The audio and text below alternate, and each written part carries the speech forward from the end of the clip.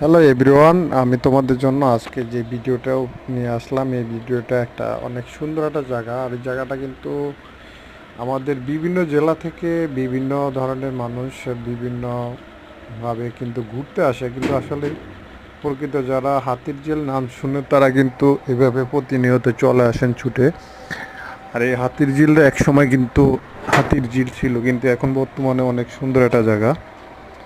আর এই জায়গাটা কিন্তু সবাই কিন্তু প্রতিনিয়ত ঘুরতে আসে, আর দেখতে পারতেছে কিন্তু অনেক একটা সুন্দর পরিবেশ। আর এই সুন্দর পরিবেশটা কিন্তু দেখার জন্য বিভিন্ন প্রান্ত থেকে ছুটে আসে অনেক মানুষ।